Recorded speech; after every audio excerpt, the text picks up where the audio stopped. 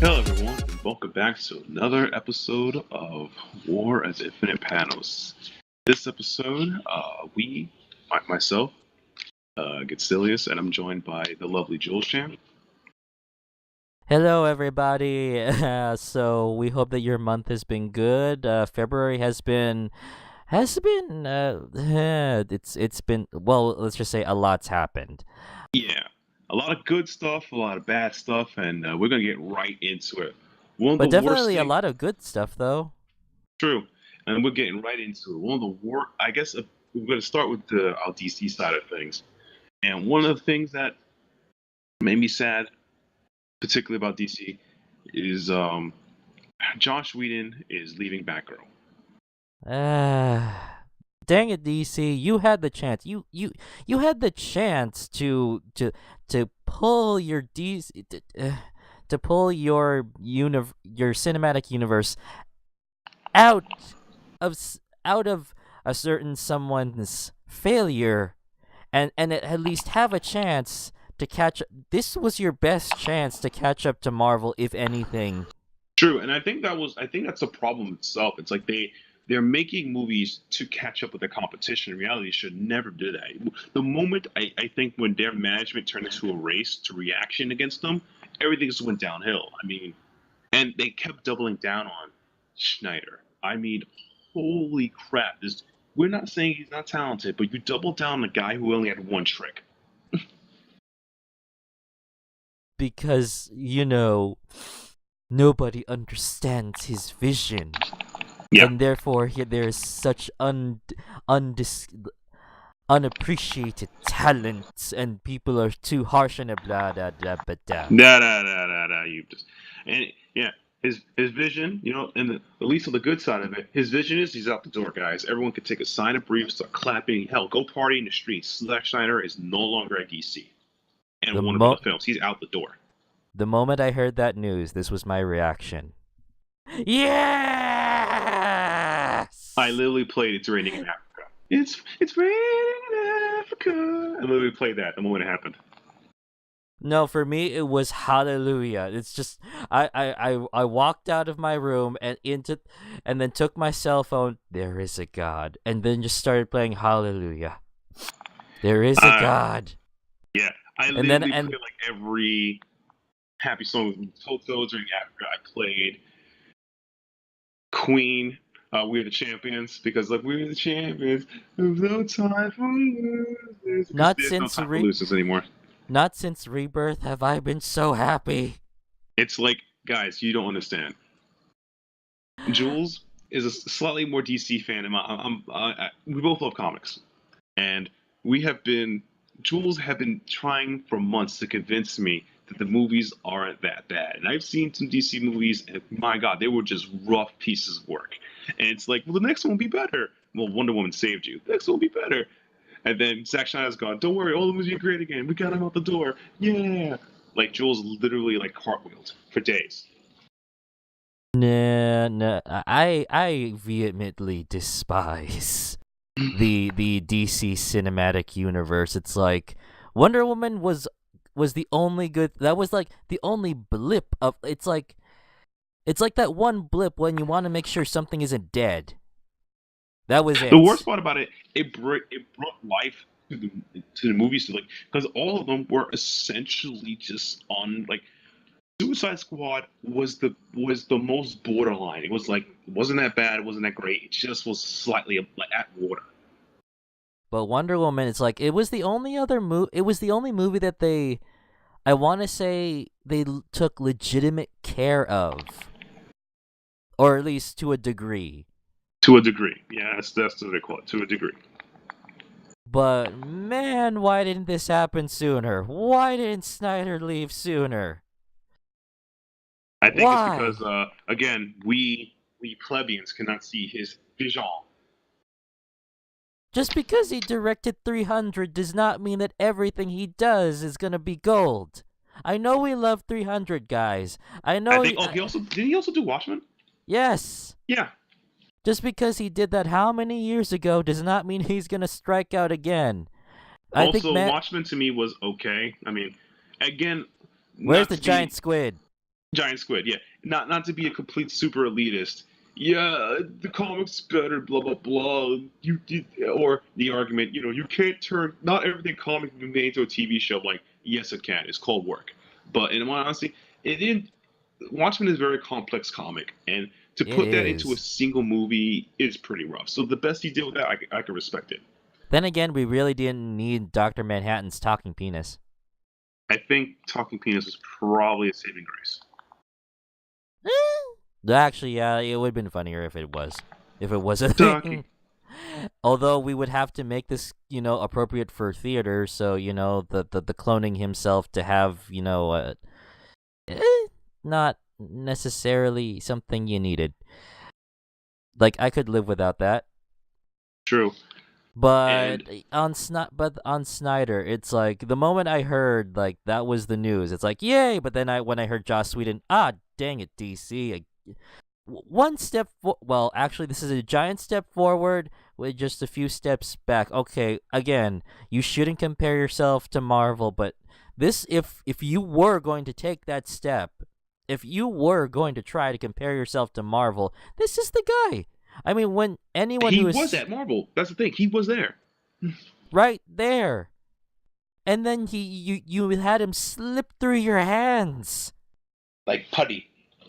It's, did we The, not see the Justice League movie and know the difference between Snyder and Joss? Because when you see that movie,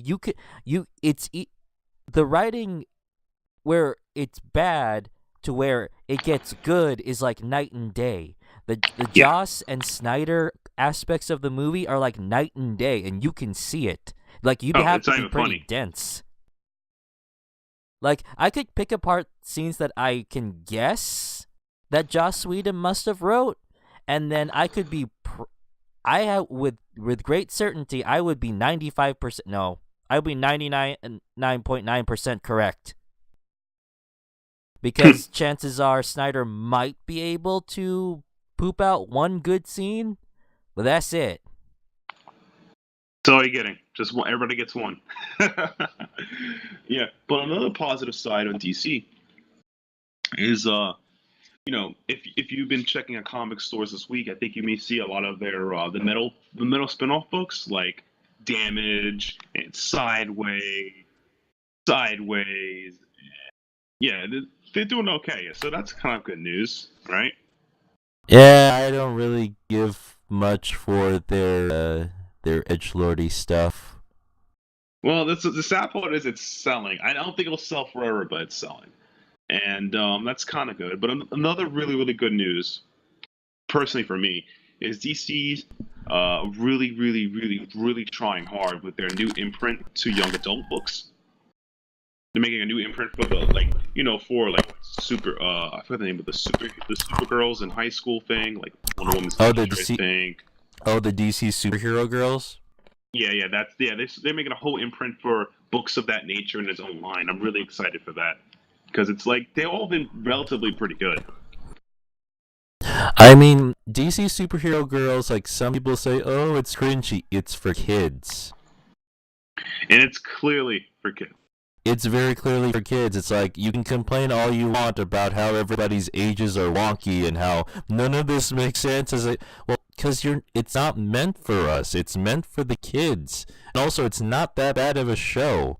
I mean, Wonder Woman's. It's not that bad of a show. It's not that bad of a book. They actually read pretty okay. As compared to across the aisle, Marvel's young adult books have never been really that strong. I mean, they're good at their TV shows are good, the movies are good, and those are their strengths. And Netflix, but those are their strengths. If you want to the But kid shows are great. Marvel's understanding of teenagers is like Tumblr. And memes. Yeah, that's it. And I'm saying this as someone who read Kieran Gillen's Young Avengers, and wow, this hurts so much. Yeah, And you could say the same for the nothing against Mark Wade.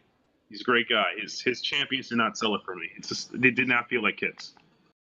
I mean, the New Warriors felt more like kids to me, relatively. Yeah, but they always. I feel the New Warriors. It had potential, but that's it. Yeah, I feel like that's kind of a thing. They always have the potential, but yeah, that's my thing. The wars have potential because they never kind of go over the top, you know? No. And also, you had Ben Riley in there. Dang it! That was kind of cool, though. It's like it's bad enough that his series got canceled. Like you could have put him on a team book, and gosh darn it, he can't get a break. Gotcha. Yeah, Scarlet Spider can never catch a break. Not in the middle of Texas. So yeah, DC getting a new line for the more aimed at kids. This is actually a good thing because I've complained before about DC being very edgelord or catering to just the 40-some-year-old The old heads. yeah the or long time readers, like not like long time readers in terms of it's like a few years, no, like long time readers as in very much older readers. Or it's either they cater to 40-some-year-olds or cater to angsty teenage boys. I'm not even kidding. That's how it's been these past few years. To be honest, that's kind of the spectrum. You got the edge lords, and then you got the purist. And the sad part is like people like you and in between. We're like trying to pick out some of the hits towards us. It's like, believe it or not, as much as I love Nightwing, once I have all of Tim Seeley's run of Nightwing, I'm probably not going to pick up Sam Humphrey's run.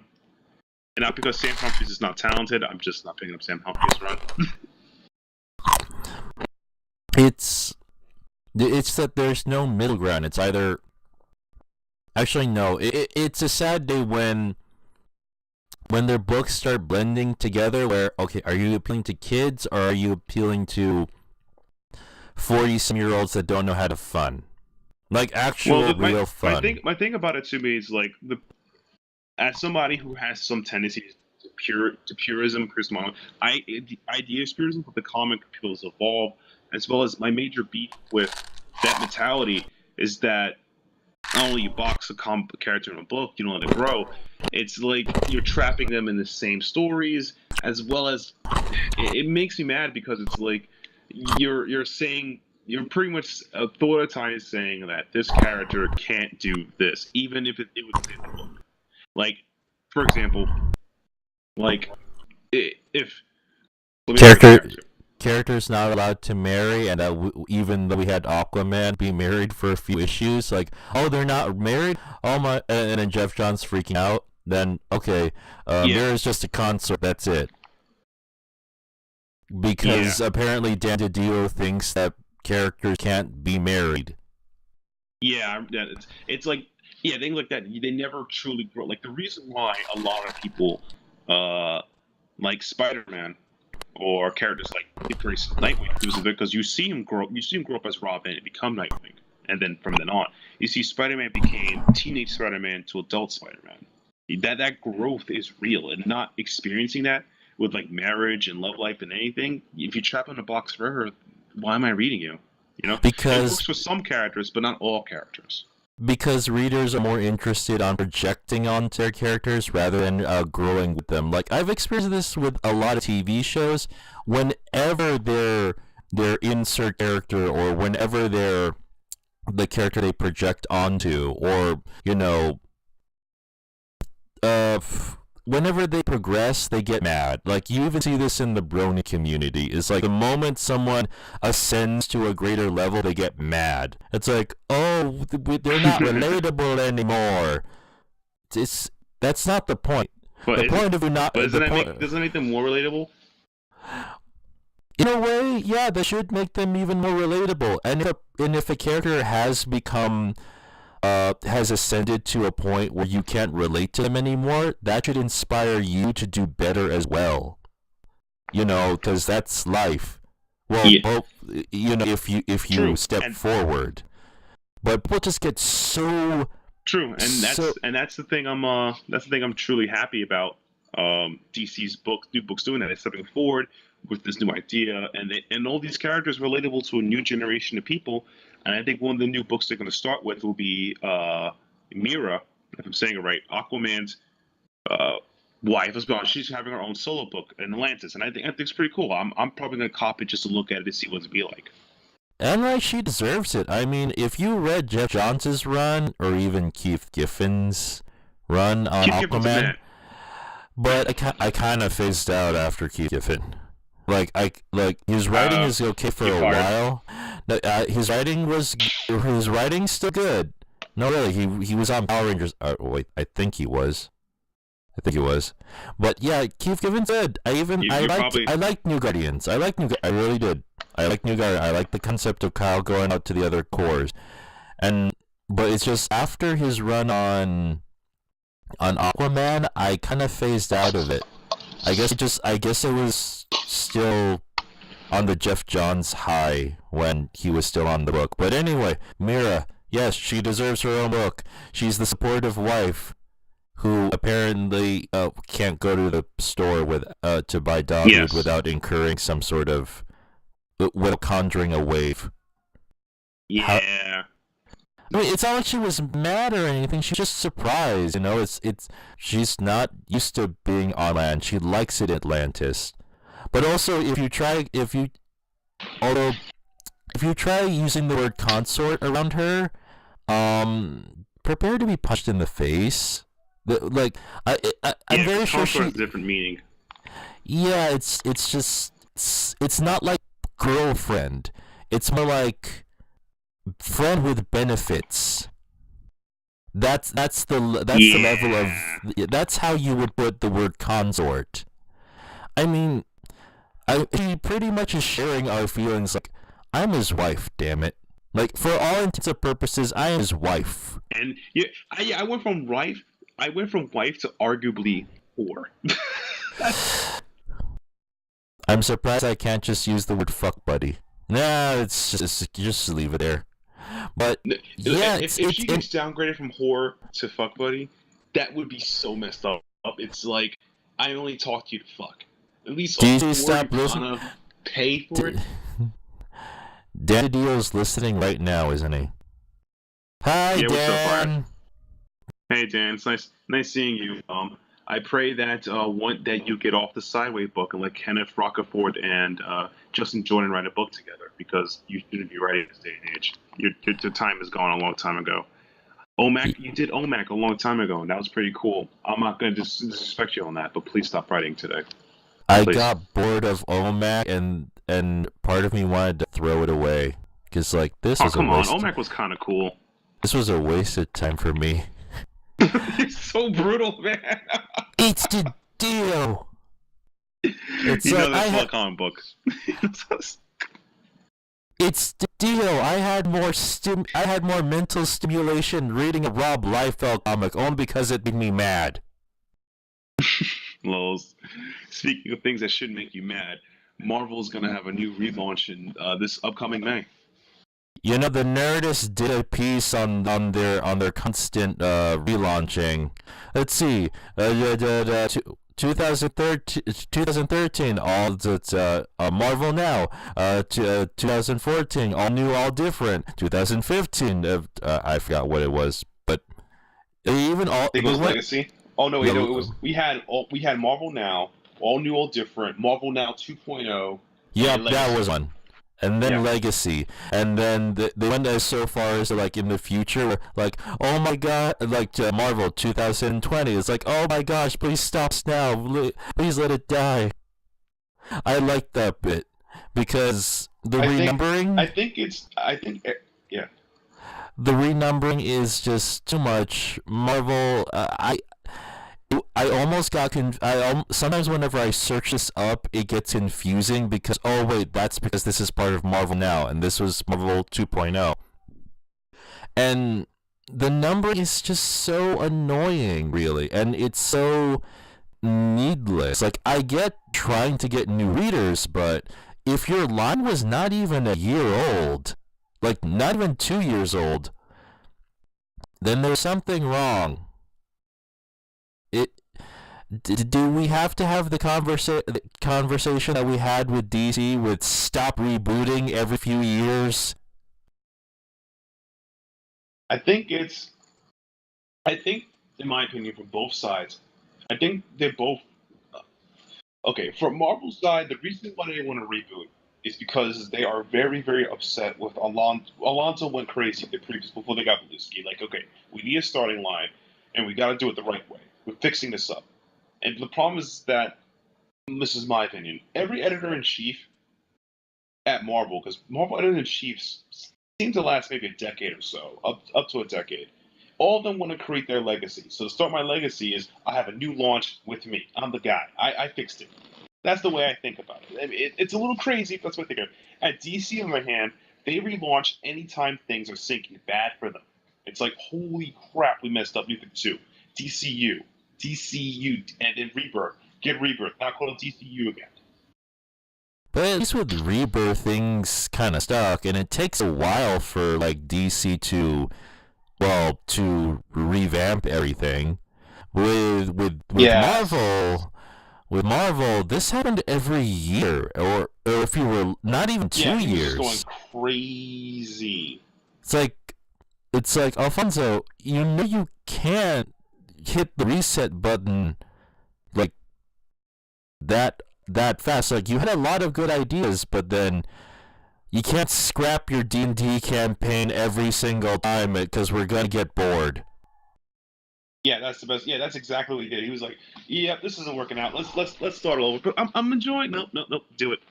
It's like I have a friend who has multiple D&D campaigns but keeps restarting them because he doesn't like the ideas. And like sometimes you have a good campaign, you're really good. I'm invested. Oh, we're restarting. Aww. Goodbye. And that's the thing with Alfonso. It's like he had a lot of good things going for the Marvel universe. Let's renumber. Aww. I felt like it was just crazy. Like the first success of like pre-Marvel now, then Marvel now success. All different. People like, this doesn't seem like a good idea. And then he went Marvel now 2.0, and it's like, oh man, I'm not getting into this. And then Legacy before he left, and it's like, now we got to clean up your legacy. But then again, when they pulled that Legacy trailer, like, it was out for a bit, then they pulled it. It's like, maybe something's going on. Yeah, something is not working out for the rest of us. And also just judging from that preview picture that they put out, which I'm obviously going to put into video, a few things to note.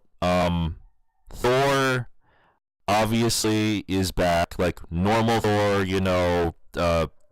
not Jane Foster Thor is back, and I'm going to miss Jane Foster.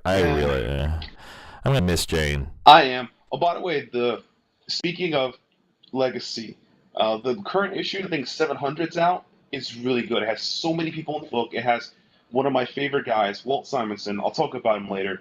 Thor God, forget. But the point of the matter is, that was cool. But that should have been an annual. But like, the thing is just whatever. But with the relaunch of Marvel happening in May, we're gonna have some really cool books. A couple of books were announced. This one sounds, in my opinion, is really cool. We're gonna get, first of all, Mark Waid and Jesus Sayers on Doctor Strange. That's gonna be cool. Mark Waid's been killing it on every Marvel book he's been on so far. Oh yeah, I loved it. Like, there's some people that try. Oh no, you should be reading Frank Miller's Daredevil. No, I like this one. I like Mark Waid on this book. Believe it or not, Frank Miller's Daredevil is one of the best Daredevils, and Mark Waid's Daredevil does infringe upon Frank stuff. But like I said, Mark Waid's Daredevil is top tier. It is. I recommended it to people. Yeah, it's like, even when he switched artists, when he had Paulo Rivera and he switched to Chris Samay, great. I love Paulo Rivera, but Chris Samay still good, and it was great. I mean, the only two books that's weak in Mark Waid's conquering of Marvel, the way to put it, because he's still there, is Champions is kind of weak for him. It was not that strong book, and you can argue Black Widow wasn't that good, but every other book he's touched so far in Marvel right now as of today is in strong. He's on what's that book? He's on Captain America right now. And that book is fantastic with him and Chris Samay. And who else is? Let's see, what other books and writers? Oh, Mr. Spencer on Nick Spencer on Spider-Man. So for those who don't know, Nick Spencer, if you've ever seen Invincibles, yeah, Invincibles from Ema. Nick Spencer was on Superior Foes of Spider-Man. He was on. Yeah, I forgot. Why am I getting all this mixed up? But yeah, Superior Spider-Man, and we know how much of a masterpiece that Superior was. Foes of Spider-Man. No, Superior Spider-Man was all Dan, baby. All Dan Slott all the time. Why am I getting things mixed up? I don't know that series. Because you're on rage mode today. Everything in your brain's your intent. Like, must destroy TDO, must destroy Snyder. We're talking about Marvel. We're talking about Marvel. But yeah, Nick Spencer. He's a. From at first I didn't recall his name at first, but then I remember. Oh, he was on Ant-Man. He was. I think it was Astonishing Ant-Man. Yeah, and the Astonishing Ant-Man. Yeah. And I liked his first volume. Forgot. I just mentioned the name earlier before this, but The Fix. Yeah, the Fix, and yeah, the Fix. Yeah. I really love it. Nick Spencer can do lighthearted characters, and even characters who are like down on their luck, kind of thing, like with Ant-Man, he's just a father, just like in the movie, he's a father who is just trying to provide for his daughter, and he does it in the ending was of the first issue just caught me right then and there, where he doesn't have the money right now to support his daughter, but he still manages to get a house by shrinking a dollhouse and watching movies via his iPhone. That is the most adorable thing and the dumbest thing I have ever had to read, and I love it. And also because Cassie was there and I cried when she came back. It gets better. It gets better when they transition to post Secret Wars to Astonishing. It's a phenomenal series. But the worst thing that happened to Nick Spencer is, we talk about his great stuff. These are the bad times. See, during that time, the editor-in-chief Alonso decided to give him both Captain America, Sam Wilson, and Blade Captain America, and that started the Secret Empire thing when Captain America was a Nazi. Yeah, he wrote all that. That was all him. And those are not the greatest comics of all time. Let's go be polite. Yeah, I mean, I might as well check it out just to see the full brunt. I mean, Secret Empire, isn't it ending soon? Or is it done? It ended already. Oh, it ended? Okay. Yeah, might as well see. It's like, people have been nagging me like, Jules, read it. It's not that bad. Oh, fine. I mean, knowing that it's not really that bad, that great either. It's just, it's also kind of also feels like a publicized OCC fanfic. It's like, this feels completely out of character, 110%. But you know what? It exists, so you know. Well, it's in a way, it's Marvel's way of saying America's dying. Like, yeah, I could see, like, when you're in the current state of America, and you're writing Captain America, it's like, yeah, it's kind of hard to stay positive when, given these harsh times. I can see this. These amazing times we live in. I can see why they would make this. I can see why. But anyway, off that depressing note, who else? Depressing note, the artist Ryan Otley is the artist who will be joining Nick Spencer and Amazing Spider-Man. Is the artist from Invincible and arguably co-creator, kind of. But yeah, he's an amazing artist. He drew Invincible. So that's why I made this weird correlation between Nick Spencer and Invincible.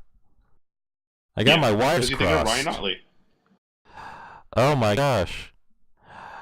Yeah, Nick Spencer, good luck on Spider-Man. And also you, Mr. Ciaz. Ciaz? Jesus Saiz is doing. Yeah, he was the artist with him on the first couple of issues for Captain America, Steve Rogers, and he will be the artist on with Mark Waid and Doctor Strange coming out later. I cannot wait, and hopefully the numbering will stick this time. I think they're just starting from one. This legacy idea, which is pretty crazy. I don't know why would they do that, but you know what? Just stick with just stick with a solid numbering, Marvel. Just stick with it. That's all we ask. And also, just if you can condense a lot of Alfonso's ideas, then great. Just keep it on a solid path. That's all we're not asking for a reboot. Like, we've already seen what DC has done. It's like, no more reboot. Just no. You've only had like. Just keep going. Just keep running. Like, even with the Secret Wars, it's like, not a reboot. It's some things might be different about our universe now. At best, it's a soft reboot, or in some cases, they call it soft introduction. No, it was more in a way their elimination of their multiverse, kind of like how Crisis on Infinite Earths. It wasn't necessarily a reboot. Well, actually, for DC it was, but that's only because they merged their multiverses and merged their histories. The difference with Marvel is that they didn't merge their histories. Their histories are different. It's just that their universes are merged together now with different characters from different universes in the Marvel universe. Oh my gosh, my brain is melting. Comic book logic. The problem is Marvel has hyper time theory, so everything's happening at the same time. It's always going forward. There is and because of Secret Wars, all the leftover universes just fused in the main universe, so it's all there now.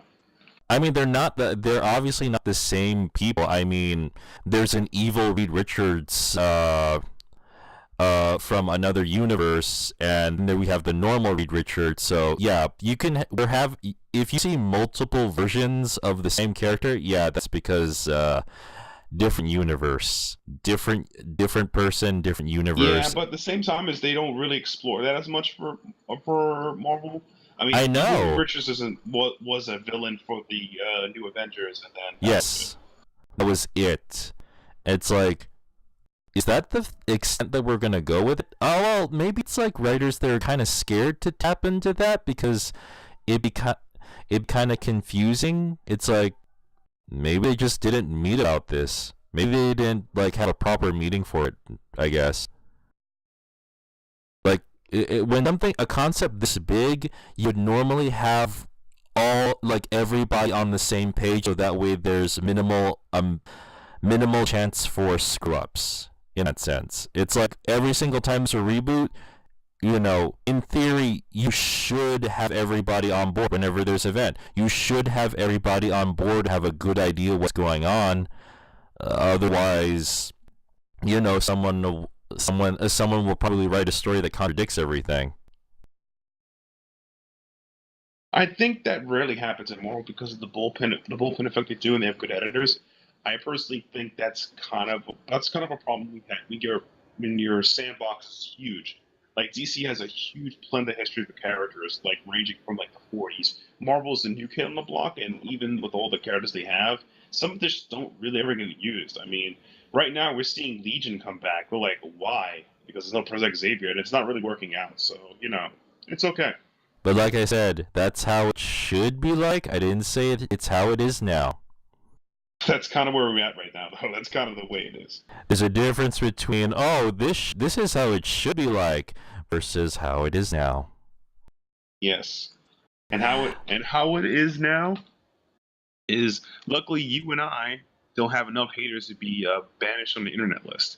If you guys don't know what we're talking about, recently...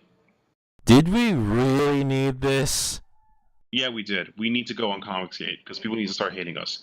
So Comicsgate, if you guys aren't aware of, it was created by a bunch of conservative people, reactionary, and they made a list of um of creators Creators and to people, blacklist. yeah, to blacklist and creators who work in this industry who are clearly liberal and biased and blah blah blah, and they're the reasons why we can't get work. Blah blah blah. My lives are terrible. And, Oh, you in my forgot it. opinion, You forgot SJW infection. whatever the term may be, those crybabies. The point is, like I said, it's just a bunch of crybabies creators who are mad the industry shifted in a way where their talent isn't there anymore, and some of them shot themselves in the foot. Like Ethan Van Scier for tweeting several conservative memes that are just untasteful, or or people, or just people just saying hurtful things. Like Chuck Dixon is a well-known conservative, and now he goes around saying that I'm not a victim. It's the industry is messed up. You're complaining about why you don't have a job anymore. You also burned your own bridges. And like I said, it's a bunch of creators who are mad at the industry and just being crybabies about it instead of perfecting their skills, learning the market, pitching their own books and selling it. And because they think it's Gabby Rivera's fault, it's Mark Wade's fault, it's Tom Brevoort's fault, it's Jamal Abel's fault.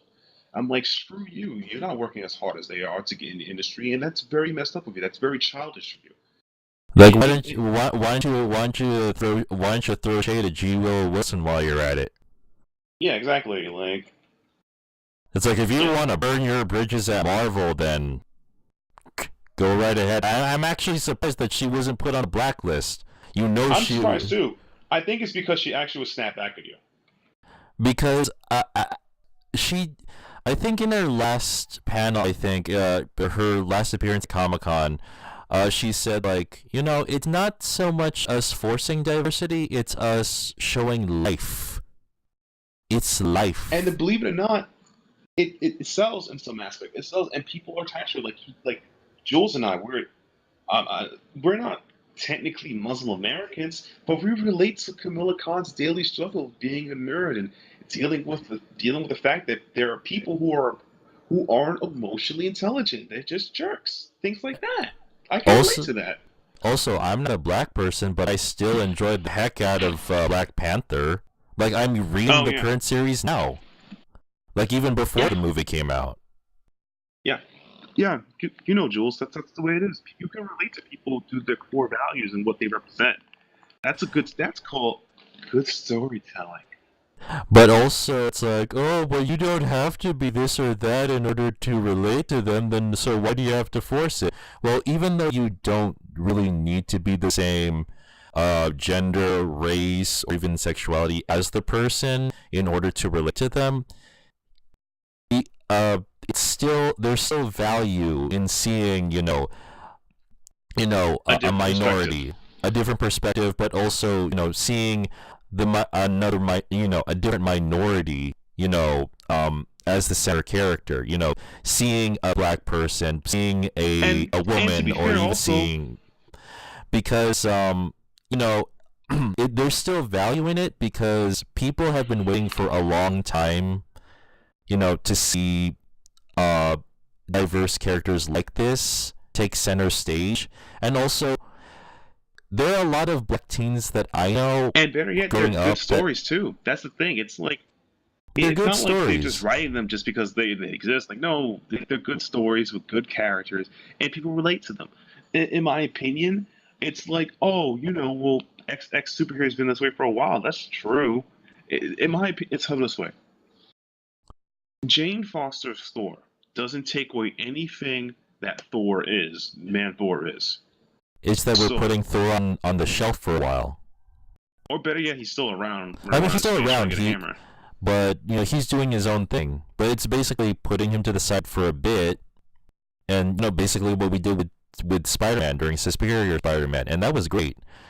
Sure, doing it too many times was a bit of a, with so many characters was a problem, but there's nothing wrong with just putting, the main guys on the bench for a bit, or at least putting them to the side and experimenting with some new people.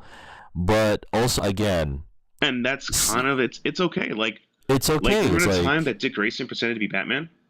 Yeah, nobody complained there. Yeah, it seems like, and that's the thing about me. Like, if the idea is bad, it's bad. Like, for example, I'm not going to sit here and tell people that Sam Wilson Captain America was a great book. It didn't appeal to me. I was deeply hurt. One thing I was deeply hurt about the book is uh, he was dating Misty Knight, and it made me feel bad because Misty being with Danny is kind of a core important to me because they were like the first interracial couple since like the 70s, and it's like, well, I guess I'm dating a black guy. I'm like, oh, they broke up. That made me sad. But I'm not gonna sit there and say, it was a fantastic book. I loved it. It wasn't for me. Some people liked it. I didn't like it, but it doesn't mean I'm gonna crap on it. Some people enjoy these things, and I think that's good for them. I think it's good for people to have different tastes in books to like.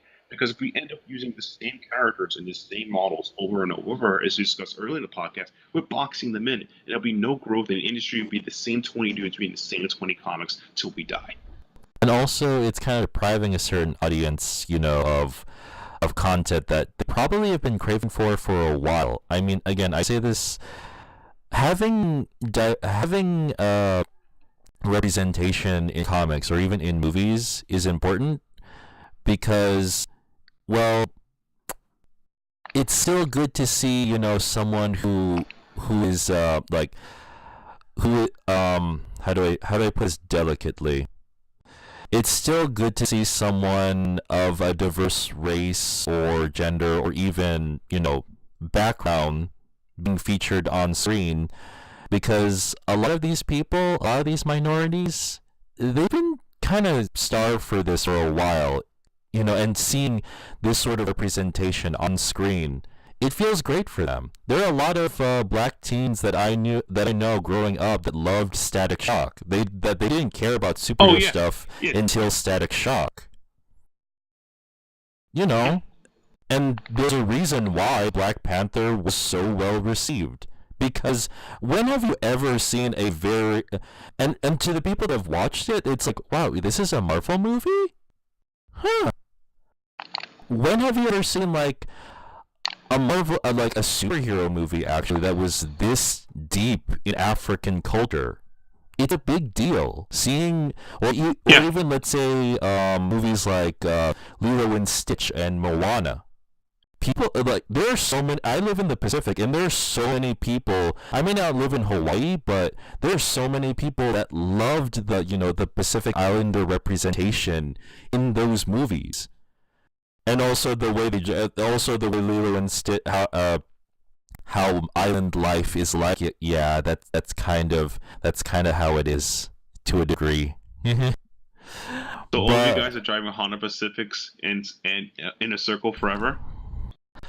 Oh well, no, Moana's ancient Pacific Islander. I was just talking about Lilo and Stitch. Like everyone's just driving a Honda Pacific. Okay. Well, we're not besieged by aliens. But anyway, but no, I totally understand and I get that. And the thing is that to me, if this is me being honest, from a business perspective, if it doesn't work, it doesn't work. But at least you tried. But at least you tried. The problem with what happened all new, all different Marvel 2.0 with Alonso went crazy. He produced so many books. He flooded the market. He cannibalized it. Like, for example, you had Sam Wilson, Captain America, and Steve Rogers as Captain America. They just cannibalized each other. They had multiple Doctor Stranges, multiple Spider-Mans. It's like, do we really need the .0 diversity itself and just end up killing each other? But that's because you and me, we can actually discern a situation. We can actually dissect a situation. Obviously, anyone that names themselves after Gamergate obviously cannot discern a situation. Like they can't dissect. Like I said, I think they can't contextualize anything. Yeah, and they're too busy. Like I said, they just see liberals who read comics. These are the people who are doing it. We're conservatives. We're trying to find our voice in the comic industry. The worst part is you sound like a bunch of curtain crybabies. Because if you're a professional, you would accept that. You know what? These are the type of books that are popular now. If I want my books to maintain a place in the market, I would be a real person and try to publish my books through Image or publish it on my own. Or exactly. If I have a job at Marvel DC, try to make my stories sell better.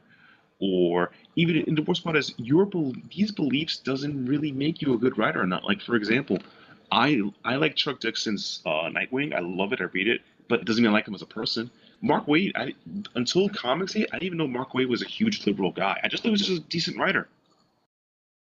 So I'm like, oh, he's a liberal. Doesn't mean anything to me. I mean, I still don't like his champions. So that's not gonna change my plan. But then again, Matt, those are the suggestions you made. Those are the suggestions of a very rational, well-adjusted person. Well-adjusted. I still collect comics. Come on. That's what a mature person would do. That's what a practically smart person would do. Anyone who names themselves after Gamersgate, yeah. Exactly. I mean, we live in a post-Gamergate world. We should know this by now. But then again, at the same time, I shouldn't be surprised, given there were a lot of people who were trying to tear down Black Panther. Like, it's not the movie we deserve. Like, yeah. And this happened pre Black Panther, so this became like fuel for other crap. So at the same time, I shouldn't be surprised, but still mad that, guys, it's something of diversity. It's celebrating Black Pride in many ways, in a lot of ways. Yeah. Just because it's the race that's not your own, or because it's not it's a custom of culture you're unaware of, doesn't mean you have to be an asshole about it. It's like, just let us have some. This was a good thing. This was a good thing. Yeah. Stop. It got 100% on Rotten Tomatoes somehow. Yeah. Praise Harambe. Yeah. But again, the thing about it makes me like, I'm not actually be mad about it. It's like, I feel that people like, they were like, this is just, whatever, it's for them, and then you realize it's a success. It's like the same reason why Star Wars, the new ones, were a success. They essentially started a movie with a female lead and a black actor, and it's like, yeah, it shocked people. It's a good movie. I enjoyed it. But the thing is that it's people watching it, relating to it. The fact that you are watching the movie and seeing it, trying to divide it as race, color, culture, religion, you're not enjoying the movie. You're looking for something for you. I saw Star Wars: A New Hope, and I saw The Last Jedi, and I saw them as cinematically good movies. I didn't think about, Michelle, is it Michelle Tran? You know the woman that played Rosie in the movie, right? Yeah, but I wasn't even paying attention to her all that much, even in the movie itself. It's like, honestly, I was really happy. I'm really happy, like a semi-chunky plus-size Asian woman. Actually, yeah, was in the movie. I was kind of surprised too. I really was. And I like, believe it or not, my girlfriend is plus-size. Whatever. The point of the matter is that my girlfriend was happy that she saw like herself in that movie, even though they're different races. Like, yeah, she's beautiful, she's doing this, she's great, she's tough. Like, she saw that. I was happy to see John Boyega playing, Finn, show the same beliefs I have, being doubtful about things. Like, it's hard to be hopeful when things suck. And, that sense of it's weighing you down, I see that. And it's like, I didn't see it like I'm black. It's like, I see it black and black, whatever. It's like, but the thing is that I relate to a person based on beliefs and cultures we have. Yes, people's cultures can be different. Doesn't mean I can't relate to Jules because he's a Pacific Islander. Just, he might, but I can't say, Jules needs some oxtail. He's like, what? It's true. So I think the problem, like, so Comicsgate and people of that venue, is that they think the only way they connect to is Hereditary and things like that, and you don't really need that. Like, if Batman, if the coloring era happened and Batman's skin turned brown, like he's black, right? They turn him black. It's the coloring one era. Would you not still read Batman? Does that really matter to you? Oh, trust me, there are a lot of people who will be very adamant about that. Exactly, and that's a problem with them, and that's the problem they have with themselves. It's not the book's fault. It's not the medium's fault. It happens. Like, what would happen? Like, this is what would happen if Superman. They made a printing error. They printed a million issues.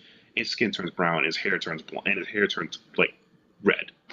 Now there's a lot to unpack with that, but yeah, it's just some people just the issues. Some people just have very weird priorities. And apparently there's this weird pushback against anything progressive, and that's scary. That is... The thing is that, to me, progressiveness isn't a problem. I just want a story to be good. Exactly. You can be whoever you want. As long as the story's good, I don't have any complaints. I mean, I'm not saying that every progressive story is great, like... Oh, no, there's a couple of stinkers. Like, for example, there are a lot of things in Steven Universe that I really don't care for. Yeah. Yes, a lot of people are going to hate me now that I said something mean about Steven Universe. Poor Stevens. Outside of the Steven bombs, like, stop it, sugar, like, just don't release everything in 1 week, spread it out over a month. But anyway, yeah, not every progressive story will be honestly, great. But that's because it's Sugar. That's because it's Rebecca Sugar. Like, anyone else could tell this story a lot better, I'm very sure. But just Comicsgate, it's like I'm very sure like diversity in comics and everybody like him are on this bandwagon, and it's just, guys, pay no attention to the... I don't think he's on the list or made the list. No, I'm very sure. I don't think he made the list on us. It was mostly a bunch of conservative creators. It was a bunch of conservative creators who made this list. Because diversity in comics as a person, I feel that I think he's very analytical, and he's just some of a purest form of people when it comes to comics. That's what he argues, and he argues that. I could disagree with him because I'm not saying I'm a fan of him. I understand his argument. He's a purist in some aspects of comics. He's very analytical, and he believes that the relationship between the vendor, the retailer, and stores and the publisher has to be better. That's something I agree with all the time. But the thing is, the way he goes around it may not be as acute as what you and I believe. That's my thing about him. I don't think he's in danger. He's mostly a maladjusted... I'm gonna say this. He's a maladjusted prat. Like, well, anyone who has a channel where some people agree with him in the sense of, like, returning comics to form. Like, he thinks it's not that these characters are bad. It's just that they're poorly edited, and he points out that ways they're interconnected. And I agree. There are several diverse comic books that during Alonso's Marvel 2.0, they're just stinkers. A lot of them were real bad. But when you actually listen to him, it's like, okay, how do I know you? How do I know that you're just doing this for the good of the industry, or it's just, because it's not? Like I said, the way his language and the way he comes across. Like, I'm not saying I'm pro this guy, and I'm okay. Well, of course not. But But again, there's been this like weird pushback against anything progressive where I swear there has been. Yes, I agree. Where you're like, I'm surprised again. No one's targeting G. Willow Wilson because they know that they should. Remember? Do you remember when that racist guy, Masushi, did that thing for X-Men? And he quoted the Quran, and then she quoted that you quoted the wrong quote. You say it wrong. And that guy shut it up since then? Exactly. Because she directly fights back. Although I'm surprised Gail Simone's on that list. And yet, you guys do know that she fights back too, right? I think that's the thing. I think they're targeting people who don't fight. Oh, like, for example, Mark Waid says Jamal will fight back. Jamal's a nice guy. I know Jamal is a great artist. Wish him the best. But it's like, they're targeting people who fight back viciously and just shut it down, or they don't target people who are 100% hardcore. Like, if they target G. Willow Wilson, she'll crush them. If she targets Gail Simone, she'll bury you. They're being cowards. Like, it's just like bullying. You're trying to pick your fights. Remember when? Let's see. Who was the one who equated She-Hulk to a porn star? I forgot that. I know who did that. I don't think it was John Byrne. No, it's not John Byrne. Well, whomever it was, Gail went a massive tirade on Twitter, and that I was just seeing her explode on social media. It's wow. It's just wow. I know I archived that somewhere, but Gail can fight back, and it takes a lot for her to get mad. It does take a lot for her to get mad. But I guess she doesn't do it as much, so people will just naturally try to attack her, even though you do realize that if you make her mad enough, she will bite back in the biggest way possible. She's like one of those calm people, respectable people, but when she blows her lid, she will. Exactly, and that's the thing too. And to me, my thing, this Comicsgate discussion went we went deep into it. Yeah, and I think it's a joke. I think it's a joke, and I don't think it would be any more bigger. I think that. Yeah, and this list really doesn't matter because these people are still very talented people. So, just what are you gonna do? It's not like Marvel's gonna look at this. Like if they look at this list, they're just gonna think you're a bunch of crazy people. It's like, seriously, and the worst part is that you ruin your chances of working in the industry because it's like, wow, you made a list of us. We know who you are, so why would we ever work with you again? Because you have this deep hatred for us. And that's Mark Waid's on this list? What kind of beef do you have with him? Seriously? He took my sandwich when I was 8 years old. So no, it's because he doesn't fit your ideology. Okay, fine. It's like, cool. You're fired. Yeah. But exactly.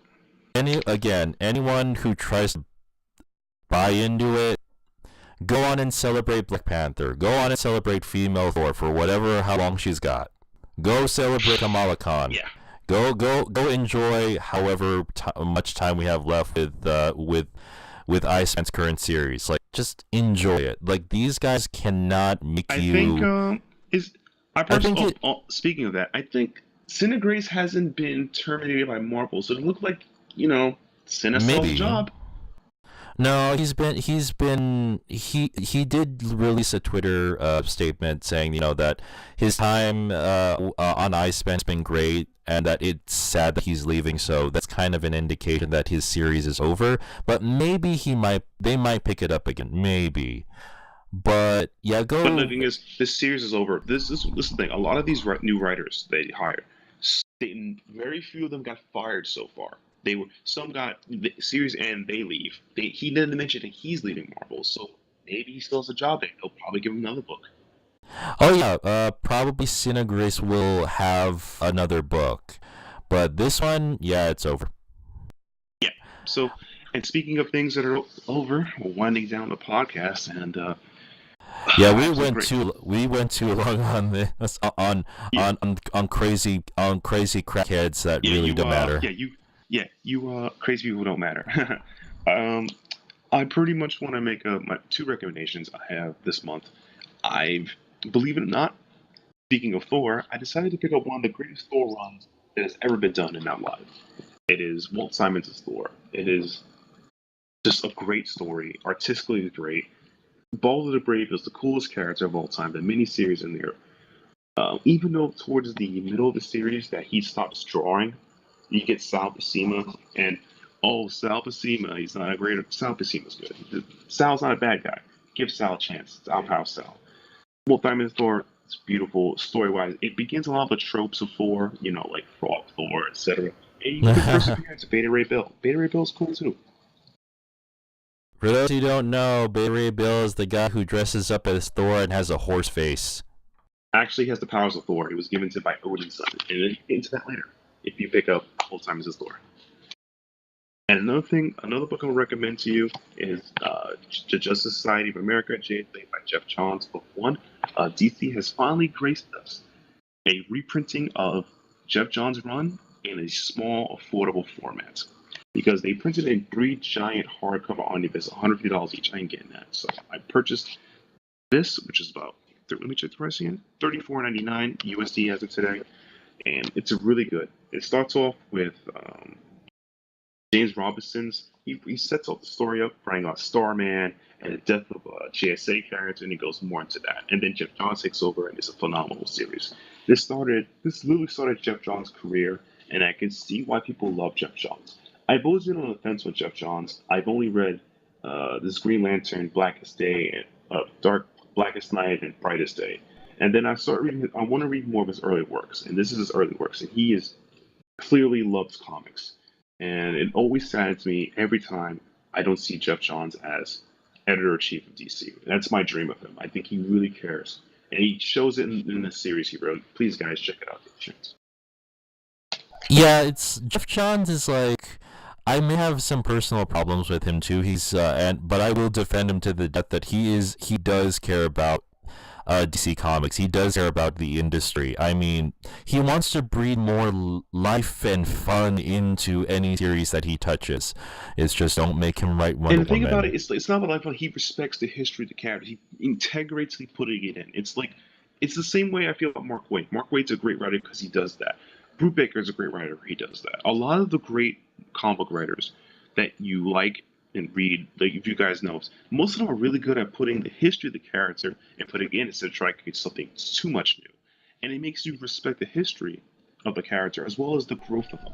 And Jeff Johns does it well. Mark Waid does it well, and you can sense they care about these characters. And this is something that, if I want to go back on Comicsgate, a lot of the people who are comic gators, whatever, it's like they're mad at the industry for something they can't do. Well, you have to love your characters. You have to love them, and some of these people just don't. They're like, it's they let me do it my way, your way. The character's this way. I mean, it's not about doing it ways. It's do what's good for the book, and people don't understand that, And also, Jeff Johns' primary goal is just to have fun. I mean, sure, he's had let's see. What are normal issues with Jeff Johns? Sometimes he has a retconning problem. He never finishes. Well, no, he has a retconning problem. He also has a gore problem. He doesn't know how to write Wonder Woman, but overall, it's like, even if not, although I didn't really like his ending to his I didn't like his last story on Green Lantern. The whole relic thing.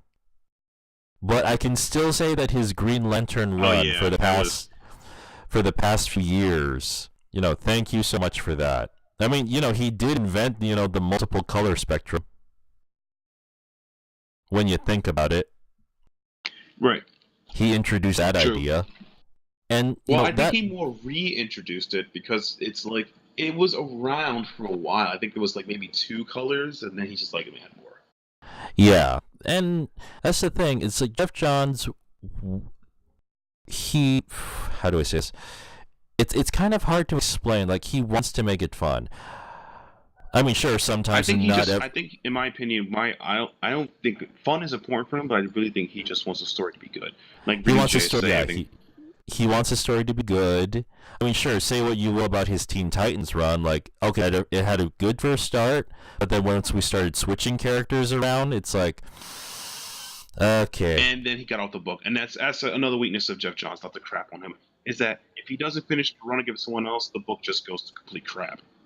Yeah, he should like John's like maybe we should have given.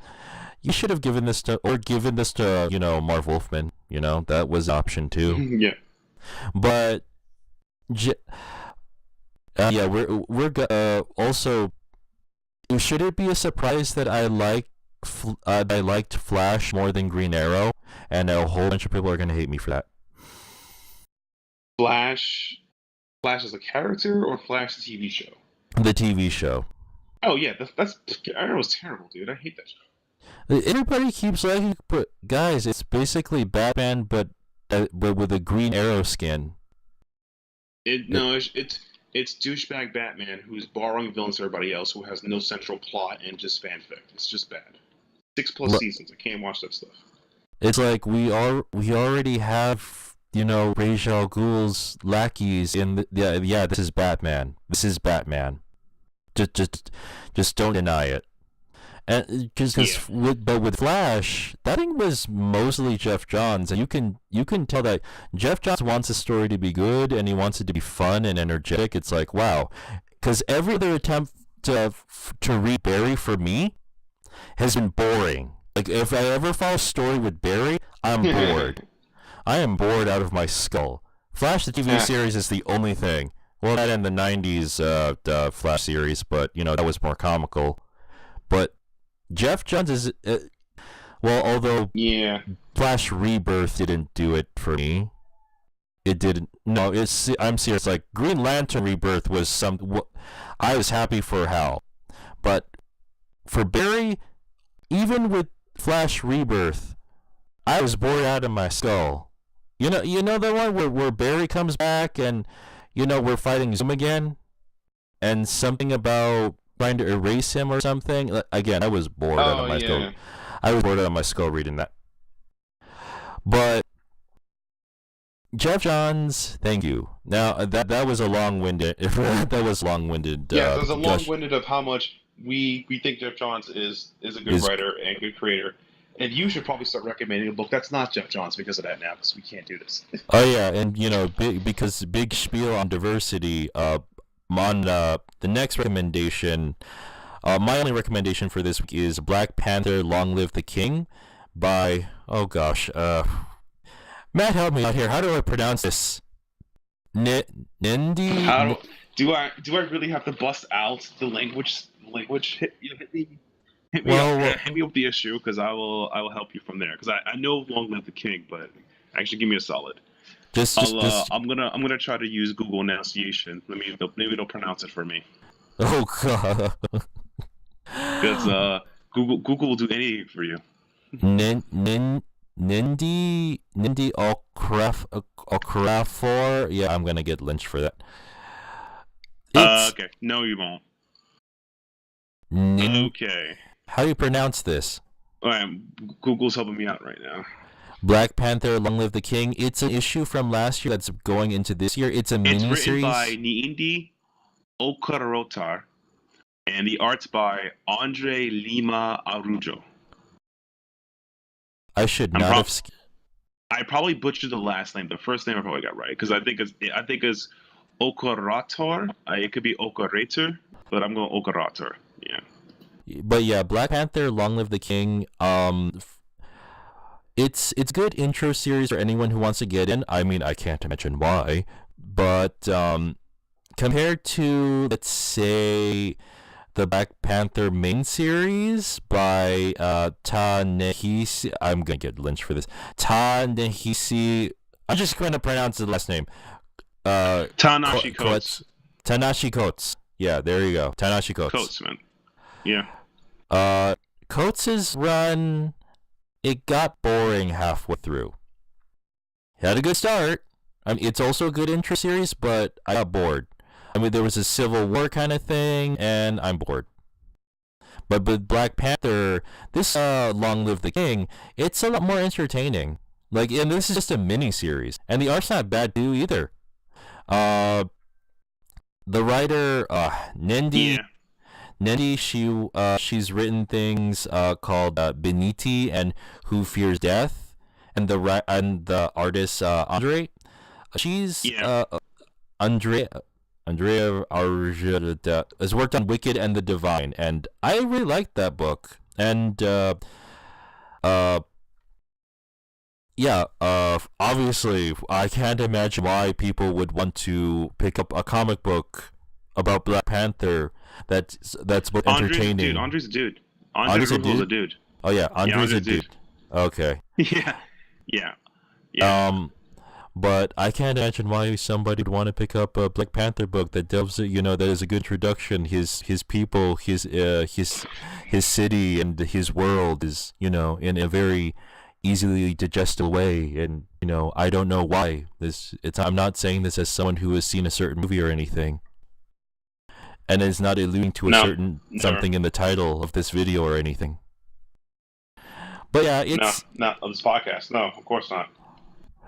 But yeah, Black Panther: Long Live the King is my recommendation, and I wish this series wasn't just a mini series. I wish this was the main series. Again, no offense to Coates. Like, you're telling I'm very sure you had every good intention of telling a Civil War story, but I'm kind of liking what Nyendi is doing better. It's just, no offense. It's also, my thing about Ta-Nehisi Coates' run is that it's overtly complex for the wrong reasons. Yeah, actually, I can't speak any further without spoiling it for you. Yeah, at time of recording, Matt hasn't seen Black Panther yet. Go stalk him in social media and tell him to go watch it. Go spam. It's not my fault. The weather. It's not my fault. As of this podcast, the weather has failed me. My girlfriend's been busy with work, and I want to see it with somebody, and preferably with her, because we're a couple. That's what we do. Everybody spam Matt with Wakanda Forever. Wakanda. Actually, would that be a good thing or a bad thing? Wakanda Forever. I'm not from Wakanda. Would that be racist? Would that be in a way, or would that be empowering for you? It'd be like Wakanda Forever, me. Wakanda Forever, me. I live in New York, so New York forever is the best state. B. It wouldn't really make that much of a difference. It's like if someone speaks Filipino Tagalog to me, it's like, I can't understand it at all. I never picked up the language. But anyway, yeah. This podcast has gone on for a while, but a lot of good to balance out the bad for once. And that's in a long time. In a long time. It's like one side has been salty anchovies. The other side, perfection. Anyway, guys, thanks again for listening to our long-winded podcast. I hope you guys enjoy. Be sure to follow us on social media, and Wakanda Forever. I guess even all from New York, I stuff from Wakanda too. Goodbye, Snyder. You will not be missed. It's like just can wow, that was petty. And also, call Joss back. Suck up to him if you have to. Get him back. No, you telling DC to call him back. Marvel's fine. They got the Russos. We got James Gunn. It's good. They have a list. They don't need him anymore. Yeah, he's already done enough good over at Marvel anyway. But DC, call him back. Call him back. He's your one saving grace. If you want someone to repair your cinematic universe, do it. Come on. That sounds That sounds like a plan. Don't care about what Comicsgate says. Just get Joss Whedon and get him to fix your mess of a universe. Have him make. Actually, the worst part about it is. If you want Joss Whedon back, what you should do is promise him Buffy could be in the books. Buffy is now DCU, and he'll join. Oh my gosh, that would be awesome. Yep. Anyway. No, really, that would be awesome. But you can even have him have his own TV show. Yes. But yeah, Thanks for watching. Thanks for listening, guys, and we'll see you later. Peace. Wakanda forever. Later. User in your channel stopped recording.